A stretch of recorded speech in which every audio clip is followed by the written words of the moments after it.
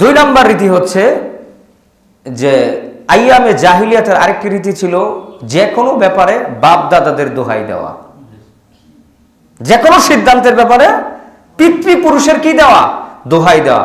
আমাদের মুসলিম সমাজে মনে হয় নাই। এর পক্ষে আল্লাহ সুবহানাহু ওয়া তাআলা এভাবে বলেছেন, যেটা কোরআনুল কারীমে উল্লেখ করা হয়েছে, আপনার সূরা লোকমান এটা উল্লেখ করা হয়েছে, ওয়া ইযা ক্বিলা লাহুম ইত্তাবিউ মা আনজালাল্লাহু ক্বালু বাল নাত্তাবিউ মা ওয়াজাদনা আলাইহি আবাআনা। যখন তাদেরকে বলা হয় তোমাদের উপরে যা নাজিল করা হয়েছে, আল্লাহ কি নাজিল করেছেন? কোরআন এবং সুন্নাহ, ওহী তো দুটোটা। যখন তাদেরকে বলা হয় যা নাজিল করেছে তা কি করো, অনুসরণ করো, তখন তারা কি বলে? না, বাল ব্যবহার করা হয়েছে, না উল্টা একটা ডাইরেক্ট রিঅ্যাকশন, না আমরা বরং ওটাই অনুসরণ করব যা আমাদের পিতৃপুরুষদেরকে যে রীতি, যে চিন্তা, যে আকীদা, বিশ্বাসের উপর তাদেরকে পেয়েছি ওটাই আমরা মানব।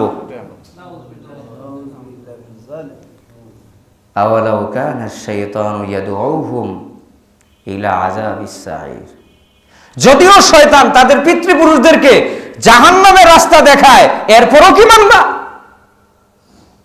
আজকে এই মুসলিম সমাজে এগুলো কি ঢুকে গেছে না? এই জন্য আমাদের ধৈর্য ধারণ করে সত্য হকটাকে কি করতে হবে? প্রচার করতে হবে। কোনো ভয় নেই, কোনো টেনশন নেই। কারণ যারা পরকালকে বিশ্বাস করে তাদের কি টেনশন থাকতে পারে? তবে আসবে, টেনশন আসবে। মানুষ তো ও তখনই তো আল্লাহর কাছে চাইবো আমরা।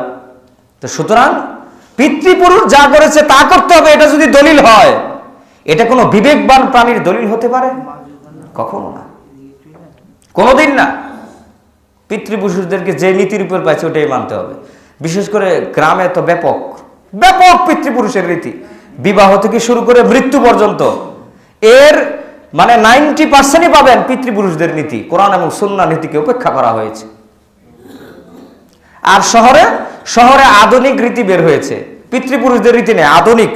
এই রীতিগুলোকে কি করা হয়েছে? আরো মডার্নিস্ট করা হয়েছে, আধুনিক করা হয়েছে।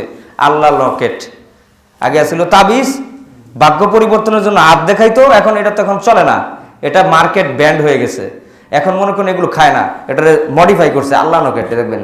আর হিন্দুরা এটা অ্যাডভার্টাইজ দেয়। আশ্চর্য দুনিয়া, আর লোকেরাও খাচ্ছে।